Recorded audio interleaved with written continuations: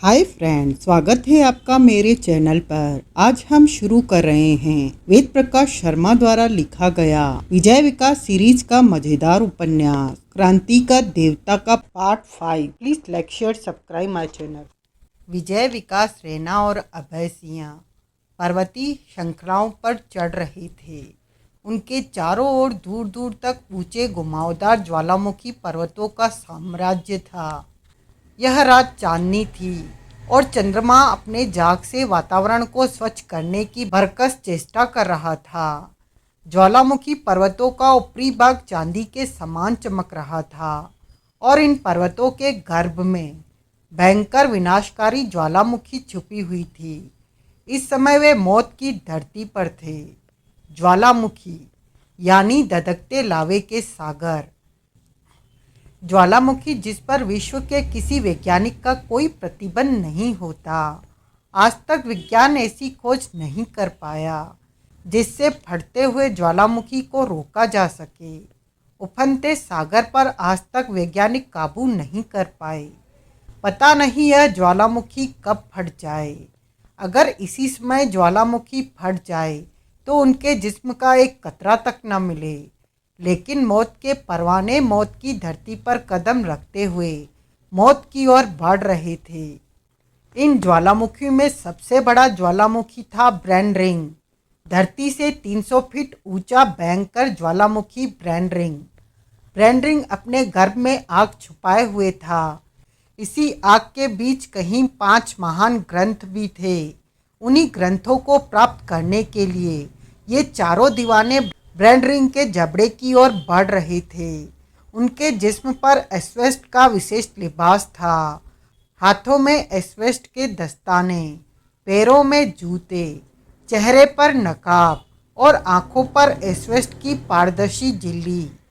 कहने का मतलब यह है कि शरीर का कोई भी अंग ऐसा नहीं था जिस पर एस्वेस्ट न हो। पीठ पर ऑक्सीजन गैस के सिलेंडर लटके हुए थे। विजय के कंधों पर एक बड़ा सा बैग था। विकास के पास एक छोटा सा थैला था। रैना के हाथ खाली थे, जबकि अभय सिंह के हाथ में कोई वैज्ञानिक यंत्र था जिसमें बनी रेडियम की एक सुई स्पष्ट चमक रही थी। जो ब्रैंड रिंग के मुंह पर पहुंचते जा रहे थे त्यों सुई 100 के अंक की ओर खिसक रही थी। और तब जबकि वे ब्रैंड रिंग की चोटी पर पहुंचे, चोटी यानी भयंकर ज्वालामुखी ब्रैंड रिंग का मुंह, धधकता हुआ सा धुआं ब्रैंड रिंग के भयानक जबड़े से बाहर आ रहा था। अभय सिंह ने पहले ही सबको समझा दिया था कि वैज्ञानिक ढंग से किसको क्या करना है। विजय ने मुंह के करीब पहुंचते ही बैग खोला। बैग अनेक यंत्रों से भरा था। विकास ने थैला खोलकर उसमें से बेहद मजबूत 3 लंबे लंबे तार निकाले। संपूर्ण तारों पर एस्वेस्ट का लेप चढ़ा हुआ था। तार के हर गज पर एक निशान बना हुआ था। ये निशान 1100 गज तक बने थे, अर्थात तीनों तार 1100 गज लंबे थे। प्रत्येक स्थान पर एस्वेस्ट का लेप था।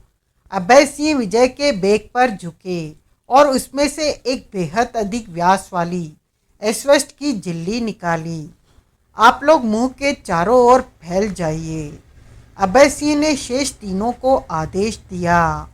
कुछ ही देर पश्चात वे चारों ज्वालामुखी के जबड़े के चारों ओर फैल गए। अभय सिंह ने अपने चेहरे पर गैस मास्क चढ़ाई और ऑक्सीजन ऑन करके एस्वेस्ट की वह झिल्ली तेजी से ज्वालामुखी के मुंह पर उछाली। चंद्रमा की चांदी सी चांदनी में ये चारों विश्व का सबसे भयंकर काम करते हुए बड़े भयानक लग रहे थे। कुछ ही देर में उन्होंने ब्रैंड रिंग के मुंह को एस्वेस्ट की झिल्ली से ढक दिया। ज्वालामुखी के मुंह पर झिल्ली का तनाव छा गया। इस बीच विकास उन तीनों तारों को 3 धारियों में लपेट चुका था। तारों से भरी धारियों पर एस्वेस्ट युक्त तार के केवल 1 अथवा 2 गज तार ही रह गए थे। बाकी सब अर्थात 1100 गज लंबे तार ज्वालामुखी में समा चुके थे। अब हमें इन तारों के जरिए नीचे उतरना है। अभय सिंह ने बताया। अजी आप तो चच्चा है हमारे। काफी देर से चुप विजय बोला। आप अगर कहते हैं कि तारवार कुछ नहीं है, इसमें वैसे ही कूदना है, तो कसम पापड़ वाले की हम तुरंत छलांग लगा देते। अभय सिंह यह सुनकर मुस्कुरा दिए। इस बीच उन्होंने विजय की काफी जकजकियां भी सुन ली थी। विकास और विजय की नोकझोंक का उन्होंने पूर्ण आनंद उठाया था। एक बार उन्होंने विजय के करीब पहुंचकर उसे गले लगाया और बोले, ये मौत का खेल है बेटे। अगर मैं शहीद हो जाऊं तो उन ग्रंथों को सुरक्षित निकालना तुम्हारा काम है। इस प्रकार अभय सिंह ने क्रमशः रैना और विकास को भी गले लगाया। उसके बाद सबसे पहले ज्वालामुखी की ओर वे बढ़े, लेकिन तभी विजय उनके पीछे से लगभग चिल्लाते हुए बोला, चचा मैंने कहा चचा जान, जरा अपने पैरों को ब्रेक लगाओ, पहले हम उतरेंगे। नहीं बेटे, अभय सिंह मुस्कुराकर बोले, पहले हमें उतरने दो। अजी वाह, विजय बटियानन के बाती हाथ नचाकर बोला, हम विजय दी ग्रेट न हुए, साले रेल के डिब्बे हो गए जो हमेशा इंजन के पीछे ही रहेंगे, यानी कि हम चले। कहकर विजय लपककर ज्वालामुखी की ओर बढ़ा। अभय सिंह ने तुरंत उसे पकड़ लिया। नहीं बेटे, पहले हम। और दोनों एक दूसरे से पहले ज्वालामुखी में उतरने की जिद पकड़ने लगे। अभी निर्णय हो ही नहीं पाया था कि पहले आप में गाड़ी निकल गई। गुरु, वातावरण में विकास की आवाज गूंजी। रैना का ध्यान भी अभी तक अपने पिता और भाई की ओर ही था। सबने एकदम चौंक कर विकास की ओर देखा। विकास गिरी के पास खड़ा था। बोला, पहले मैं चलता हूँ नाना जी।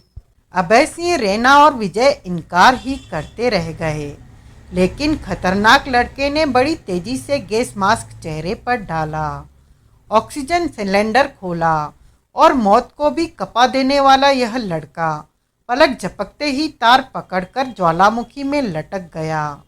अबे अबे ओ चेले, विजय तेजी से उसकी ओर लपका, लेकिन विकास भला सुनने वाला कहाँ था। वह तो मौत के जबड़े में लटक चुका था। विजय एक पल के लिए ठिठका और बुदबुदाया, ये साला हमारा बाप किसी की सुनता नहीं। कहकर उसने भी तेजी से अपना गैस मास्क चेहरे पर चढ़ाया और तुरंत दूसरे तार पर लटक गया। अभय सिंह भी तुरंत तैयार हो गए।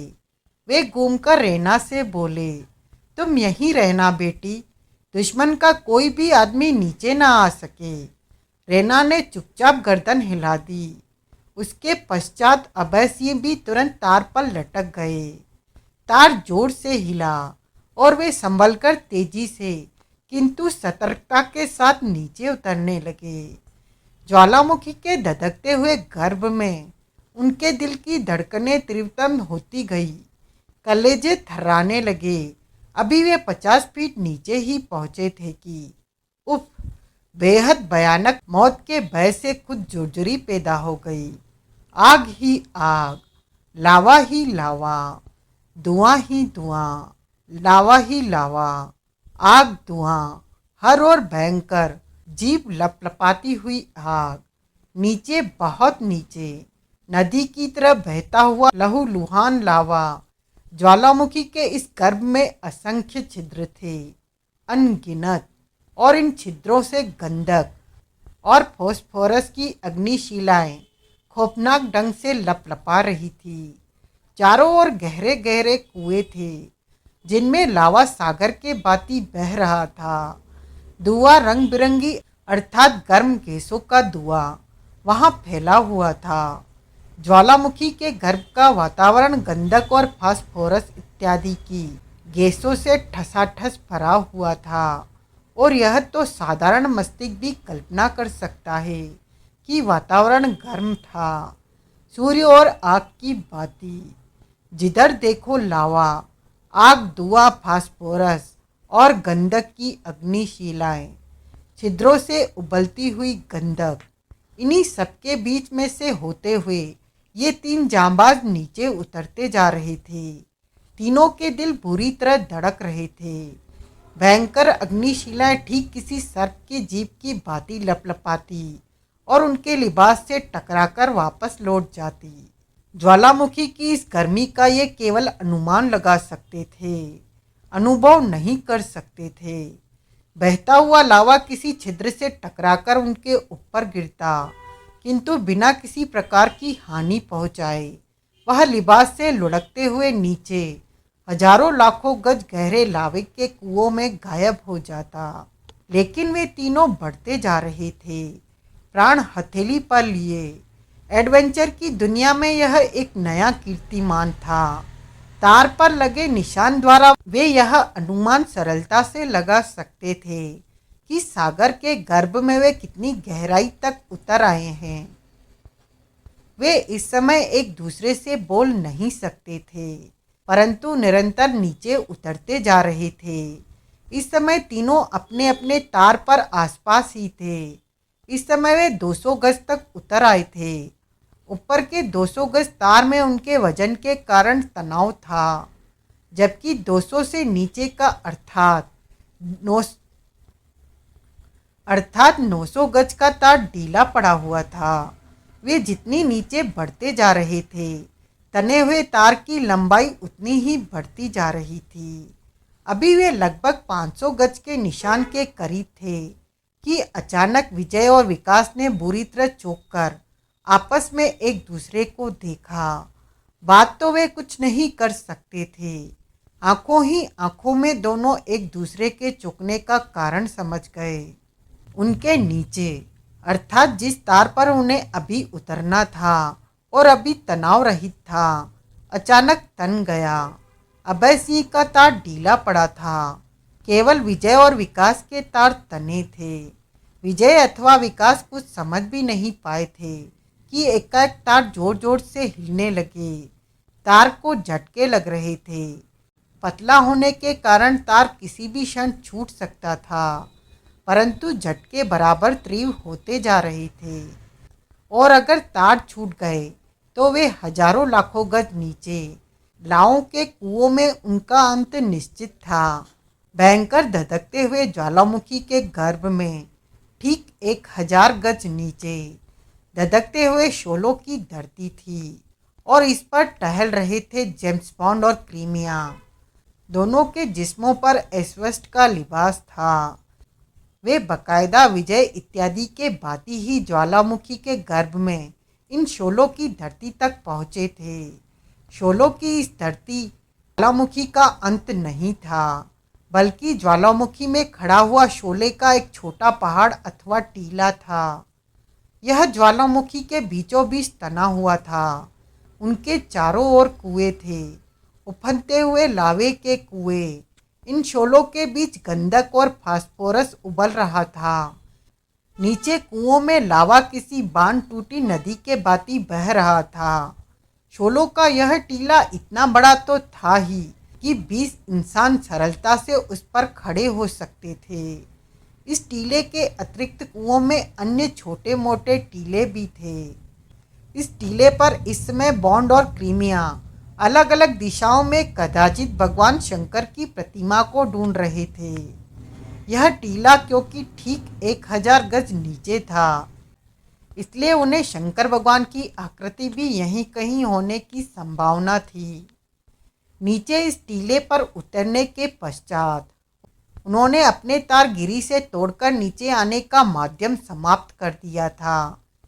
इस समय वे ही तार उन्होंने नीचे लावों के कुओं में लटका रखे थे, ताकि अगर उनमें से गलती से कोई लावे के कुएं में गिर जाए तो तारों पर चढ़कर सरलता से टीले तक पहुंच सके। अभी उन्हें शंकर भगवान की आकृति नजर भी नहीं आई थी कि जेम्स बॉन्ड चौंक पड़ा। उनकी दृष्टि उन तीनों तारों पर अटक गई जो ज्वालामुखी के मुंह की ओर से आकर अभी अभी टीलों तक पहुंचे थे। शोलों पर बेधड़क दौड़ता हुआ जेम्स बॉन्ड क्रीमिया के करीब पहुंचा और एस्वेस्ट के दस्तानों में छुपा अपना हाथ उसके कंधे पर रखा। शंकर भगवान की आकृति तलाश करने में व्यस्त क्रीमिया ने चौंक कर उसकी ओर देखा। जेम्स बॉन्ड ने संकेत से उसका ध्यान तारों की ओर किया। क्रीमिया भी उन तारों को देखकर चौंकी और पलटकर वह बॉन्ड की आंखों में झांकने लगी। उसकी आंखों में एक उलझन युक्त सवाल था। धीरे धीरे चलते हुए वे दोनों तारों तक पहुंचे और तार की ऊपर तक देखने लगे। वे तार को थोड़ी ही दूर तक देख सके क्योंकि आगे तार धुएं में विलुप्त हो गए थे। तीनों तार धीरे धीरे हिल रहे थे, जिसके कारण क्रीमिया और बॉन्ड सरलता से यह अनुभव कर सकते थे कि कोई इन तारों के जरिए नीचे आने की चेष्टा कर रहा है। कुछ देर तक वे शांति के साथ इन तारों को देखते रहे। जेम्स बॉन्ड के मस्तिष्क में अनेक प्रकार के विचारों का आवागमन हो रहा था। उसने सोचा, दुश्मन नीचे आ रहा है। उससे छुटकारा पाने का केवल एक ही तरीका है कि इन तारों को इतनी जोर से झटके दिए जाएं कि आने वाले के हाथों से तार छूट जाए और वह उफनते हुए लावे के कुओं में जा गिरे। लेकिन यह कार्य जेम्स बॉन्ड उस समय करना चाहता था जब आने वाले तार पर कुछ दूर तक उतर चुके हों, और यही उसने किया भी। जब उसे यह विश्वास हो गया कि उतरने वाले काफ़ी नीचे तक आ चुके होंगे, तो वह एक झटके के साथ एक तार पर लटक गया। उसने क्रीमिया को भी यही सब करने का संकेत किया। क्रीमिया भी एक तार पर लटक गई, परंतु जेम्स बॉन्ड शीघ्र ही समझ गया कि तार इतने मजबूत हैं कि किसी भी प्रकार उन्हें तोड़ा नहीं जा सकता। इस बार उसने तारों को झटके दिए, किंतु कोई विशेष लाभ नहीं निकला। कदाचित तारों पर आने वाले भी जांबाज थे। 3 मिनट पश्चात तारों पर लटके हुए 3 इंसान जेम्स बॉन्ड और क्रीमिया को नजर आए। ये 3 इंसान विजय विकास और अभय सिंह थे। अब वे शोलों की धरती से मात्र 10 गज ऊपर थे। जेम्स बॉन्ड ने अब तार को झटके देने बंद कर दिए थे।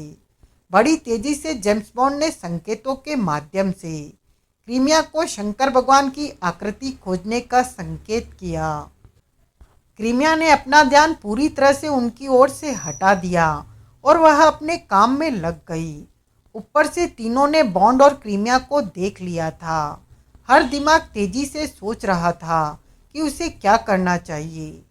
जेम्स बॉन्ड को जब कुछ नहीं सूझा तो उसने भयानक तेजी के साथ अपने जेब में हाथ डाला और पलक झपकते ही अपना रिवॉल्वर निकाल लिया। अभी वह रिवॉल्वर निकाल ही पाया था कि आश्चर्य, महान आश्चर्य, पलक झपकते ही रिवॉल्वर पिघलकर लावे में बदल गया। रिवॉल्वर लावा बनकर इस समय बॉन्ड के दस्तानों पर से बहता हुआ अंगारों के टीलों पर गिर रहा था। अब जेम्स बॉन्ड की समझ में आ गया कि ज्वालामुखी के अंदर कितनी भीषण गर्मी है। जब तक रिवॉल्वर उसके एस्वेस्ट के लिबास के अंदर था, सुरक्षित था, किंतु बाहर आते ही वह लावे में बदल गया। मन ही मन झुंझला उठा जेम्स बॉन्ड। उसने देखा तीनों तेजी के साथ उतरते हुए नीचे आ रहे थे। क्रोध में बॉन्ड जैसे पागल हो गया। उसने अभय सिंह वाला तार पकड़ा और झुंझलाकर एक बेहद तेज झटका दिया और अभय सिंह के हाथ से तार छूट गया। ज्वालामुखी के धुएं और जहरीली गैसों के बीच उसका जिस्म लहरा उठा। लहराते हुए वे नीचे धड़ाम से लावे के कुएं में जा गिरे। भारी लावा उछला और अभय सिंह लावे के अंदर कुएं की गहराइयों में डूबते चले गए। लावे के गहरे कुएं में मानो वे डूबते जा रहे हों। इधर क्रीमिया को इन सब घटनाओं से जैसे कोई मतलब ही नहीं था। उसे टीले पर ही एक तरफ बनी हुई शंकर भगवान की आकृति नजर आ गई। क्रीमिया की आंखें चमक उठी। उसके चारों ओर ज्वालामुखी धधक रहा था, परंतु उसे जैसे इन सबका कुछ पता ही नहीं था। तब वह तो ध्यान से शंकर भगवान की उस मूर्ति को देख रही थी। शोलों के बीच, शोलों के जरिए ही वह आकृति बनी हुई थी। इस आकृति के शोलों पर कोई चमकीला सा पदार्थ लगा हुआ था। कदाचित उसी पदार्थ के कारण आज तक यह आकृति मिट नहीं पाई थी। उसके सौंदर्य को देखने में क्रीमिया ने अधिक समय व्यर्थ नहीं किया। शंकर भगवान के तीसरे नेत्र के स्थान पर जो शोला ददक रहा था, क्रीमिया ने तेजी से वह शोला दबा दिया और शंकर भगवान की आकृति से शोला हटते चले गए। अब वहां एक दर्रा नजर आ रहा था। उस दर्रे में लावा था, केवल लावा ही लावा, धधकता हुआ लावा। एक पल के लिए तो क्रीमिया के जिस्म में झुरझुरी दौड़ गई, परंतु अगले ही पल उसने दर्रे के बहते लावे में जंप लगा दी। लावे के बवर में जैसे वह फंसती चली गई। उधर विजय और विकास ने वह सब देखा। लावे के कुएं में गिरते हुए अभय सिंह, ग्रंथों की ओर बढ़ती हुई क्रीमिया, और ताव आ गया विकास को। उसने तार छोड़ा और सीधी छलांग टीले पर खड़े जेम्स बॉन्ड पर लगाई। जेम्स बॉन्ड को उससे कदापि ऐसी आशा नहीं थी, इसलिए विकास की इस हरकत पर बुरी तरह बौखला गया। अगले ही पल वे एक दूसरे से गुथे हुए शोलों पर लुढ़क रहे थे। उस समय जेम्स बॉन्ड विकास के ऊपर था जब विजय ने सीधी जंप उन दोनों के समीप ही लगाई, और इसके पूर्व कि उन दोनों में से कोई भी कुछ समझ पाए। जेम्स बॉन्ड की टांग पकड़कर वह शोलों के टीले पर दूर तक खदेड़ता ले गया, परंतु यह क्रिया वह अधिक देर तक नहीं कर पाया। जेम्स बॉन्ड ने एक तीव्र झटका देकर न केवल खुद को आज़ाद किया, बल्कि उछलकर खड़ा हो गया। उसके सामने विजय खड़ा था। न केवल खड़ा था, बल्कि बड़ी अदा के साथ ठुमके लगा रहा था। न चाहते हुए भी बॉन्ड अंदर ही अंदर मुस्कुरा दिया। अब दो प्रतिद्वंदी आमने सामने थे। इंग्लैंड और भारत के सबसे बड़े जासूस एक दूसरे के खून के प्यासे होकर ज्वालामुखी के गर्भ में खड़े थे। लेकिन विजय संपूर्ण भयानकता को भली भांति जानने के बावजूद आराम से ठुमके लगा रहा था। जेम्स बॉन्ड जानता था कि विजय प्रत्येक खतरे का मुकाबला करने के लिए पूरी तरह तैयार है। विकास ने देखा, गुरु जेम्स बॉन्ड से भिड़ गए थे। विकास तेजी से उस दर्रे की ओर झपटा जिसमें लावा भरा पड़ा था, और क्रीमिया कूदकर गायब हो गई थी। विकास ने भी सोचने में कोई क्षण नहीं खोया। दूसरे ही क्षण दर्रे में जंप लगाकर वह लावे में तैरता चला गया। फुचिंग बेहद सच्चान व्यक्ति था। उसकी एक आंख फूट चुकी थी, नाक गायब थी, कान नदारद थे। उसका यह हाल किया था उसके जानी दुश्मन विकास ने। जेम्स बॉन्ड की योजना के अनुसार वह जब भानु प्रताप बनकर क्रांतिकारियों के बीच घुसने के लिए वहां पहुंचा, तो इसे उसका दुर्भाग्य ही कहा जाएगा कि भानु प्रताप सिंह मर चुके थे, और यह रहस्य क्रांतिकारियों को पता था। उसका रहस्य खुल गया, और तब वह विकास के चुंगल में फंस गया, और इस कसाई ने उसकी यह हालत बनाकर पेट पर लटका दिया था। फुचिंग की हालत बिल्कुल मरने जैसी हो गई थी, परंतु इंग्लैंड के विशेष चिकित्सक ने जो गुलशनगढ़ में सेना के साथ आए हुए थे, न केवल उसे बचा लिया, बल्कि आश्चर्यचकित कर देने वाले ढंग से उसे ठीक भी कर दिया। उसके घाव भर गए और वह एक बार पुनः दुश्मन से टकराने के लिए तैयार था। उसके आंख, नाक और कान तो ठीक नहीं किए जा सकते थे। हाँ, फूटी हुई आंख पर एक आई कैप अवश्य चढ़ी हुई थी। नाक और कान रहित फुचिंग का चेहरा बड़ा भयानक लगता था। उसके दिल में बदले की आग भड़क रही थी। वह विकास से अपना बदला लेना चाहता था। विकास के नाम मात्र से ही उसका जिस्म उत्तेजना से कांप उठता था। उसकी एक आंख किसी लाल बल्ब की भांति तेजी से जलने बुझने लगती थी। यह उसे ग्रिफिथ, माइक और बॉन्ड ने बता दिया था कि जिस उद्देश्य को लेकर यहाँ आए हैं वह लगभग सफल हो गया है, यानी स्वर्ण महल के विषय में पता लग चुका है। अब केवल उसे यहाँ से सुरक्षित निकलना है। जेम्स बॉन्ड ने उसे यह सब भी बता दिया था। इस समय क्रांतिकारियों का संगठन भी काफी शक्ति जुटा चुका है। हिंदुस्तान ने न केवल शस्त्रों से क्रांतिकारियों की सहायता की है, बल्कि 20 के लगभग हिंदुस्तानी सैनिक भी इनके साथ हैं। वे किसी भी समय राजमहल पर आक्रमण कर सकते थे।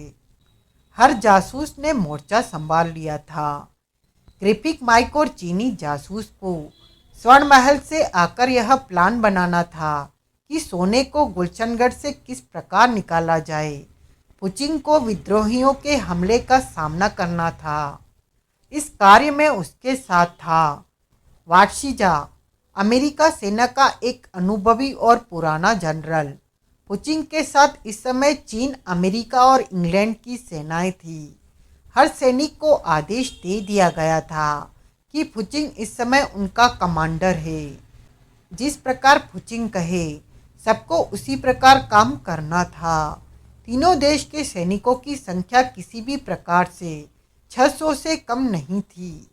500 सैनिक इस समय फुचिंग के अधीन थे। शेष 100 सैनिक स्वर्ण महल की ओर गए थे।